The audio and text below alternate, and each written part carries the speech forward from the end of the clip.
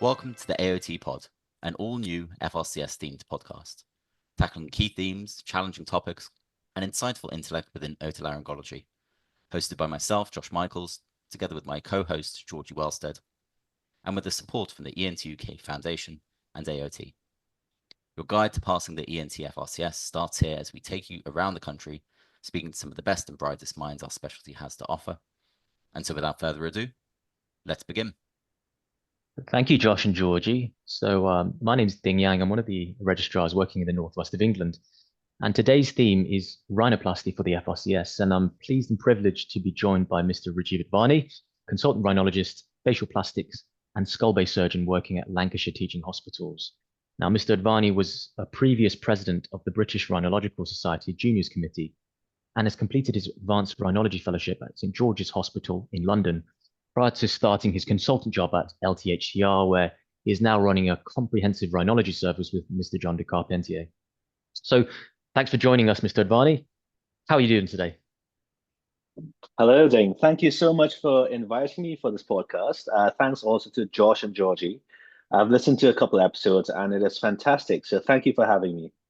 Not a problem. We're really happy to have you here talk about this topic. Now, before we begin, I was hoping you might just talk us through your exam experience. When did you sit your exam and what was going on at the time when you were trying to prepare?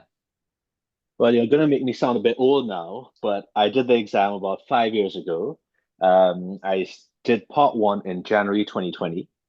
And then, unfortunately, the COVID pandemic happened. And that did throw a sort of spoke in the wheel because I was preparing for part two, and that was then postponed indefinitely. Part two took place in November 2020. And so, yeah, so it's about 5 years ago. I did part one and part two. The COVID pandemic was there. Yeah, and obviously that was a difficult time for everyone, I'm sure. What about the challenges, you were faced when you were studying? How did you balance studying with working? Well, whenever you do an exam, there'll always be some sort of life event or hurdle that needs to be overcome. So it's a matter of prioritizing and just managing your work-life balance. When I was doing the exam, I had some personal matters ongoing. I had to commute to work, which was about an hour's drive each way. And you just have to figure out a way that works best for you. Well, it certainly worked for you. And what about when you passed? Do you remember what you did? Did you just go out and celebrate? Yeah, I mean, it's a mixed feeling, I think. So the first feeling that I remember having was relief because it's such a big undertaking that you're just relieved that you passed and you don't want to do it again, or at least I didn't want to do it again. And then there's obviously feelings of joy, and there's so many different things that are hinged on this exam, including moving on to fellowships, completing your CCT, perhaps some personal events in terms of employment and income. So I think it's a mixed bag of feelings, starting with relief and then going on to joy and jubilation. Yeah, I can certainly vouch for that. So without further ado, we thought we'd talk about rhinoplasty today. Often rhinoplasty is something that I think a lot of trainees fear in the Viva because I think everyone has variable exposure during training. There's a lot of different techniques for nasal functional surgery and aesthetic surgery.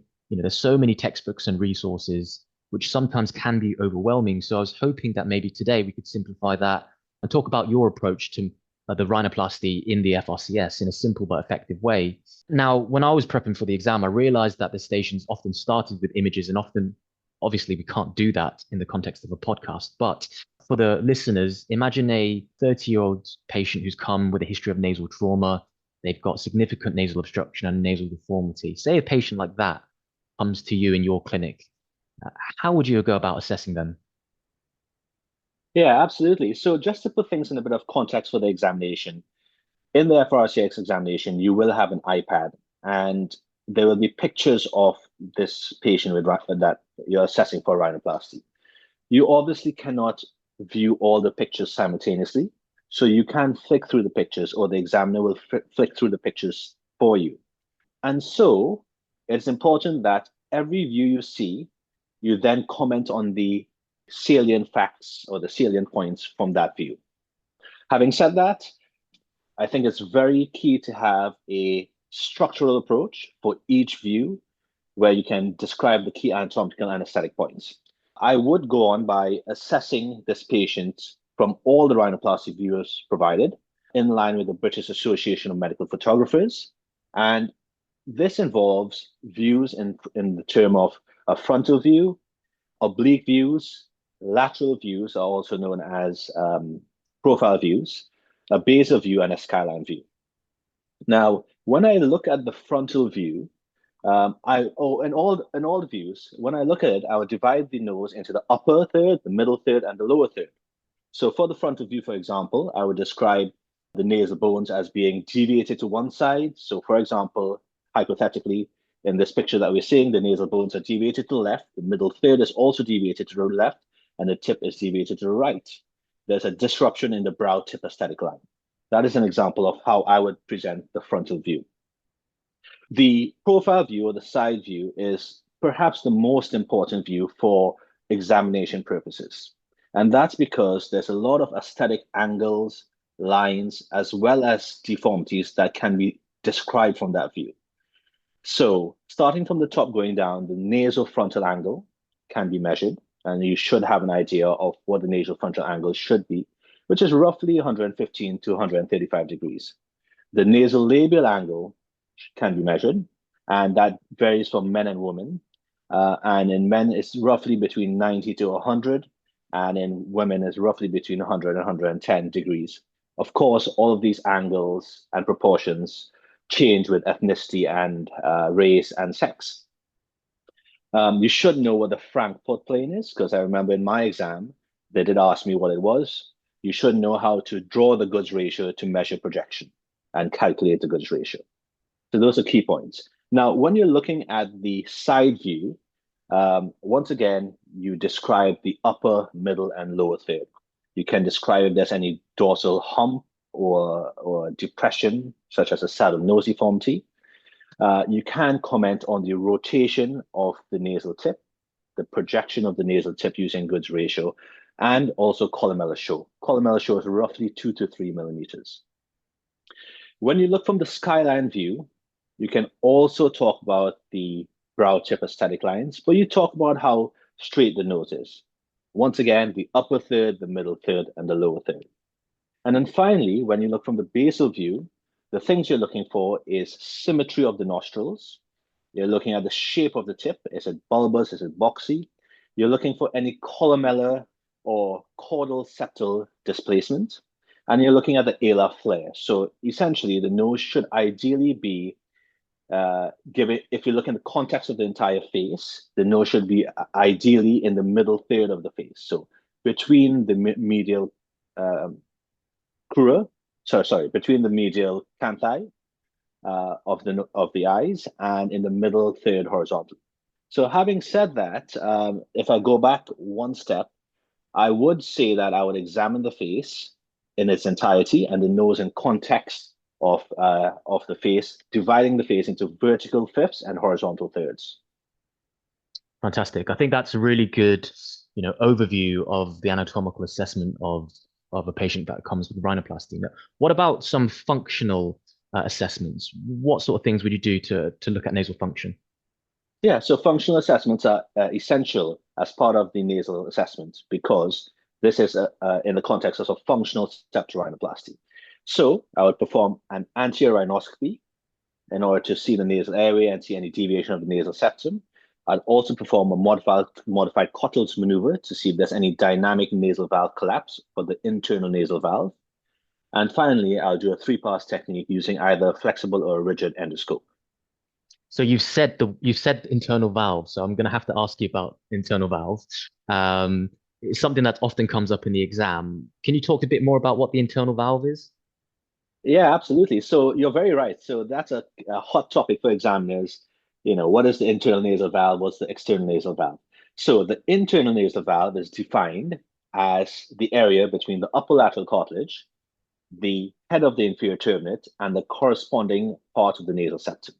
And that is the area where we, as ENT surgeons, are very concerned about with regards to nasal obstruction. The external nasal valve is bounded by the alar rim and columella, and this includes the medial crust of the lower lateral cartilage, the nasal spine, and the soft tissues covering the sill and the floor of the nose.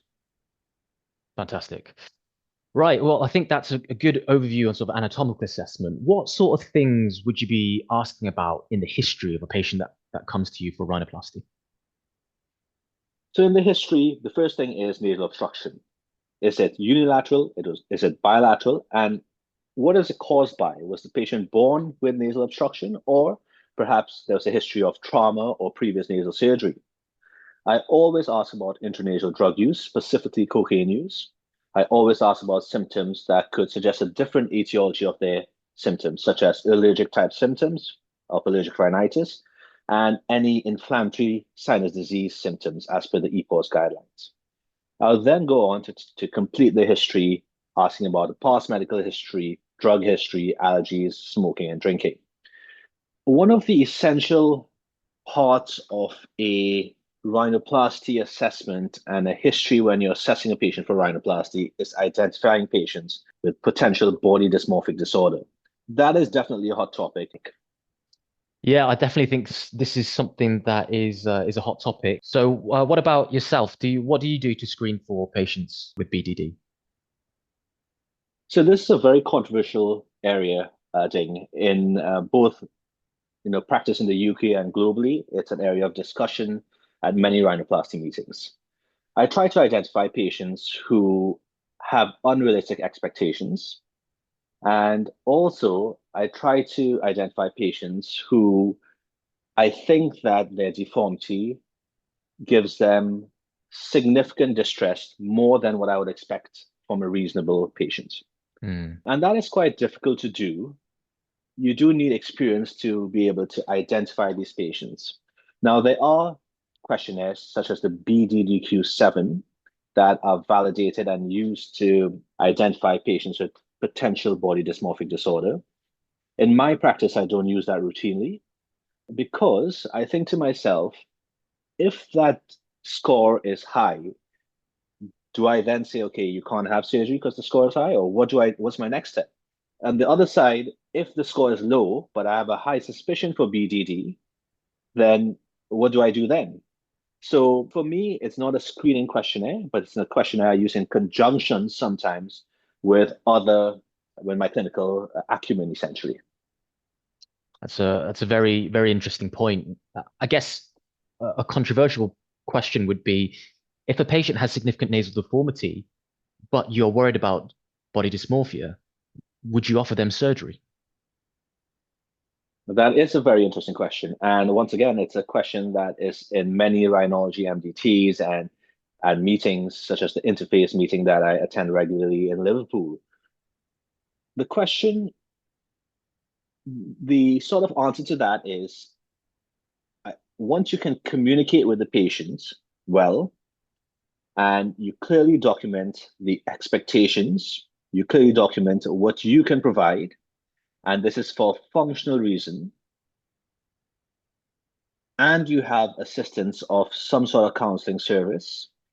Once you have all those things in place, I think that you can pursue surgery.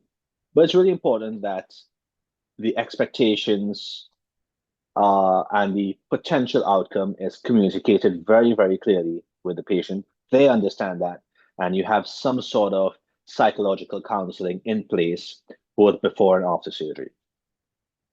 Fantastic. So moving on, you've sort of mentioned about the BDDQ. It's not something that you use in your practice. Are there any routine investigations that you do for patients when you work them up for septorhinoplasty? Yes. So if you come into my clinic, you'll see that patients look very, very busy in the waiting room. And that's because they are filling out patient-reported outcome measures. So disease-specific ones, they complete the nose questionnaire and the SNOT 22, and they complete a generalized quality of life questionnaire. And in our instance, we use the hospital anxiety and depression score. The hospital anxiety and depression score is short and it gives us enough information. They also have allergy screening tests in the form of skin prick tests that are done by our qualified nurses. Once I decide to offer them septorhinoplasty and they're in agreement, they are sent for professional clinical photography in our hospital. And they always have a urine drug screen on the spot. So that way I can trust them for cocaine and its metabolites without giving them any prior notice for them to prepare for it. Okay. That's very interesting. Obviously, cocaine testing at the moment in rhinoplasty is very topical, and I think that's a completely different podcast in itself. Yeah, I think that's something that we do need to be aware of as rhinologists. Would you agree? Absolutely. And I Yeah. think the incidence of identifying patients who've used international drugs is increasing. Mm. And I explain to the patients that I'm just testing in their best interest, not to label them or cause any further problems for them, but it's in their best interest if they're going to have nasal surgery. Mm. Okay, so you've talked a bit about counseling already. Can you maybe talk a bit about your consent process leading up to surgery? So in their first appointment or in the initial appointment, I go through the whole process. I explain to them their findings, what can be potentially achieved with surgery, and make sure that the expectations are very clearly documented, both in terms of functional and cosmetic expectations.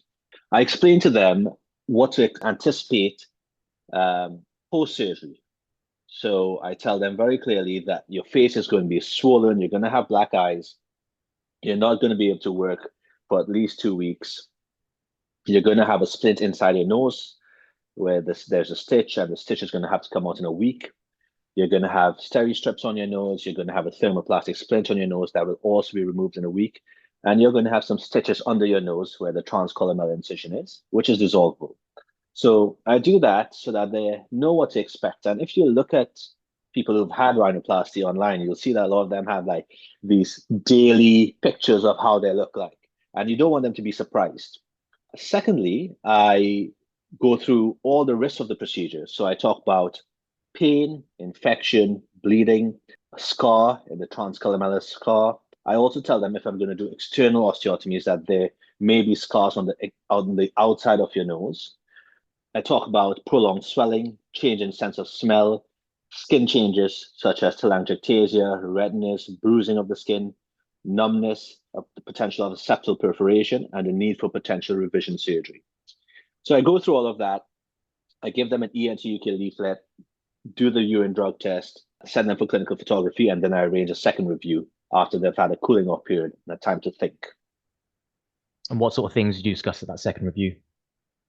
So the second review, once again, I ensure that their expectations and my abilities and my expectations are aligned.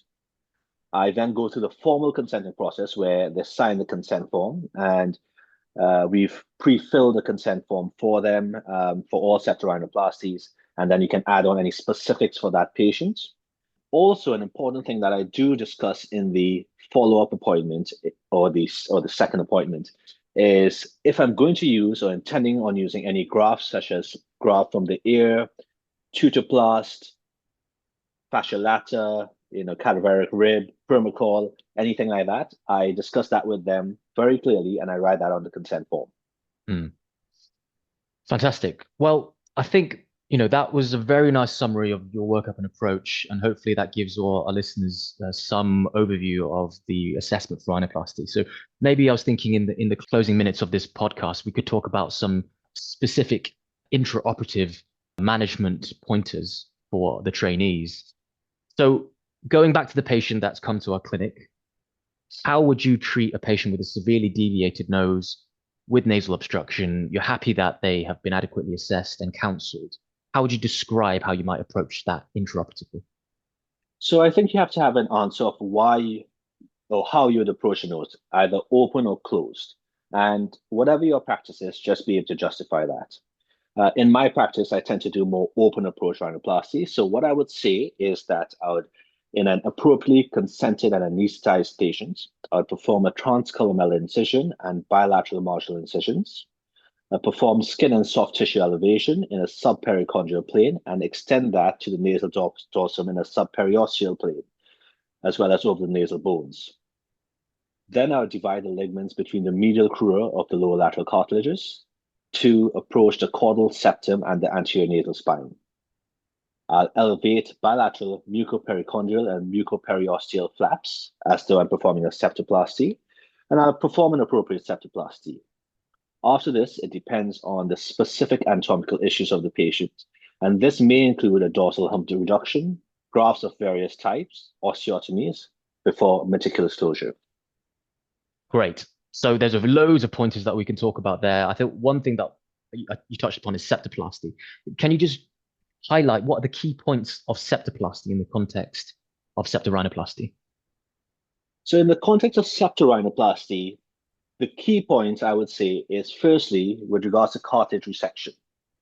So the teaching is that you must preserve the L strut, which is 1 centimeter on the dorsal margin and 1 centimeter of the caudal margin of the cartilaginous nasal septum. The second thing is, if you are going to resect cartilage, resect it en bloc so that it can be used for grafts. So don't take little pieces of cartilage. Third point is secure the septum or any grafts, such as a septal extension graft, to the anterior nasal spine. And fourthly, when performing a posterior chondrotomy, do not go too high, because if you do have a significant dorsal hump and you do a dorsal hump reduction, that can then destabilize the keystone area at the back of the nasal septum. Fantastic. And you also mentioned osteotomies. Can you describe how you might approach performing osteotomies? Yes, so osteotomies can be either internal or external. I use internal medial osteotomies in a fading fashion, followed by external lateral osteotomies in a high-low-high fashion using a postage stamp technique. Now lateral osteotomies can also be performed internally. So you just have to have an answer in terms of your practice that you're able to describe. Fantastic. Okay, so I thought maybe to finish off, we could just cover 3 issues that trainees might want to know a bit more about in terms of septorhinoplasty. And one of the issues we've already touched upon, which is nasal valve. So what sort of techniques can you use to address a narrowed internal nasal valve? Yes, so remember the nasal valve is an area bounded by the nasal septum, the upper lateral cartilage, and the head of the inferior turbinate. The most common rhinoplasty technique to widen or improve the angle of the nasal valve is by putting a spreader graft in. And a spreader graft is essentially a graft which consists of a piece of cartilage that you put between the upper lateral cartilage and the nasal septum. And it can be unilateral, it can be bilateral, and it can be extended. So spreader graft would be the key to the internal nasal valve, and of course, straightening the nasal septum. Great. And what about Latera? I know that's something that a lot of rhinoplasty or rhinologists are using at the moment for internal valve collapse. Have you had some experience with that as well? Yeah, absolutely. So I believe we are the highest users of Latera in the UK. This was advised to me by the company that produces it, Stryker. Latera is a talk of its own, but basically, we should know that it's an option for dynamic internal nasal valve collapse. It does have its limitations, and I think the sort of perfect time to use it is if you've done a septorhinoplasty and everything looks good, but the internal nasal valve is not just quite right. So rather than doing a revision rhinoplasty, you could place a Latera in. And if you need to do a revision, you can even after Latera. So that's one of the best benefits of using Latera. Fine. And moving on, another thing that you mentioned earlier was dorsal hump reduction and dorsal augmentation.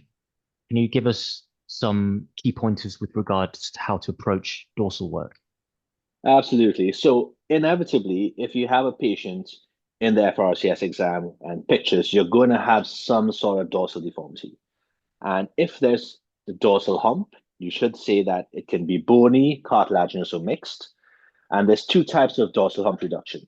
The first one is a composite dorsal hump reduction, which means that you use something sharp and you excise a portion of the dorsal cartilaginous septum, the upper lateral cartilages, and the nasal bones all in one.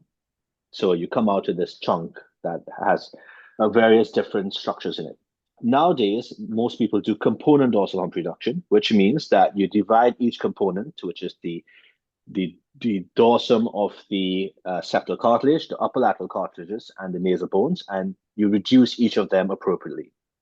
So that's the difference between component and composite dorsal hump reduction. In terms of dorsal augmentation, which means that, say you have a saddle nose deformity and you want to augment it and fill it, the options you have are crushed cartilage or diced cartilage, and that can be either put in on its own in a sort of just under the skin and soft tissues, or it can be wrapped in fascia lata. You also have the option of putting permacol. So in terms of dorsal augmentation, the options are crushed cartilage, diced cartilage, crushed or diced cartilage wrapped in fascia lata, or permacol. Great.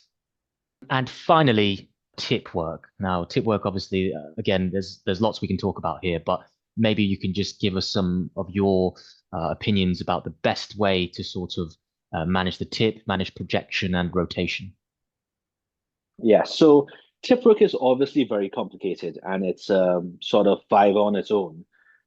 But basically, I would say that you should know 1 to 2 ways of doing anything. So projecting the tip, deprojecting the tip, rotating the tip, and derotating the tip. So no 1 or 2 techniques. It can be divided into grafting and sutures. So no 1 or 2 techniques of each. But if you're unsure, the easiest way and perhaps the most reliable way on managing the nasal tip is with a septal extension graft. And what that is a piece of cartilage that you suture onto the caudal nasal septum, and then you may or may not suture it onto the anterior nasal spine. And by that, you can, or using that, you can elevate the tip by suturing the medial crura high up on this graft, or drop the tip by suturing the medial crura lower onto the graft. You can also rotate and derotate the tip. It gives tip support, and it's perhaps one of the best techniques to control the tip. Great. Now, what about sort of deprojecting the tip? Yeah. So once again, if you have a septal extension graft there, you can deproject the tip by suturing the medial crura lower down on the septal extension graft. But other techniques to deproject the tip include a cephalic trim, lateral crural overlay, and medial crural overlay. So if we think about the tip as per the what's it called? It's Anderson's tripod theory. Yeah, Anderson's tripod theory. If you lower the middle part of the tripod, which is where the medial crura and the columella is, that will deproject the tip. But equally, you have to do a balanced tip deprojection with the lateral crura. And finally, rotation. Do you want to touch upon that? Yeah, absolutely. So once again, there's multiple suture techniques, etc. I would say the way to rotate the tip is to say you'll do a septal extension graft and you'll rotate the tip by suturing the medial crura and the domes at the angle desired. Now, there is something called a tongue and groove technique, which is another hot topic. And if you're asked about this, what a tongue and groove technique is when you suture the medial crura of the lower lateral cartilages to the nasal septum, which is not its normal orientation. And a modified tongue and groove technique is when you have a septal extension graft and you suture the medial crura of the lower lateral cartilages to the septal extension graft. So in summary of that, if you do have a septal extension graft or you don't, you can suture the medial crura up or down in order to place the tip where you want. Fantastic. And I think, like I said, there's so many different ways to do everything in rhinoplasty. It can be difficult for trainees. I think perhaps would it be fair to say that what you're suggesting is that, the trainees learn a few good topics and have an understanding of why you use them, but for the exam, maybe have a few things that they would fall back on and have an understanding of why they would use that. Would that be fair to say? I think that'd be very fair. If I was doing the exam again, I would just have literally 2, maybe 3 things that I know about on how to do each movement of the nasal tip and how to do the osteotomies, how to do dorsal augmentation, etc. And it's a 5-minute Viva. You're not going to have time to get into great depth about tip aesthetics. Yeah, I think if you're doing that, then you're obviously doing very well. Absolutely. So I know we could talk about rhinoplasty all day. So I think that's been really fantastic to be able to speak to you and talk about rhinoplasty. So if it's okay with you, I'm going to summarize what we've talked about. Rhinoplasty for the FRCS is a big topic, but hopefully today we've talked a bit about how you can have a good structure to talk about the assessment, management, and intraoperative management of patients with nasal deformity, and covered some of the specific anatomical problems that you might come across in the Viva and some techniques to deal with this. Do you have anything else that you might want to add to that, Mr. Advani? Not at all, Ding. Thank you so much. I think you've done a really good summary, and I hope the listeners enjoy the podcast. Brilliant. Thank you, Ding. And thank you all to Mr. Advani. It's been really quite fascinating listening to you both talk about some of the subtle concepts of rhinoplasty. As you've covered so eloquently, a lot of the subtle details of rhinoplasty can be expanded to the nth degree, and having a broad understanding and knowing and being able to justify the concepts that you would apply to your surgical cases is really important. So thank you to Ding, and thank you to Mr. Advani. To our listeners, thank you very much for tuning into the AOT pod. We'll have more episodes brought out to you shortly. Please like, subscribe, and please leave us a review. And for further information, please do visit the AOT website on www.aotent.org. Thank you very much.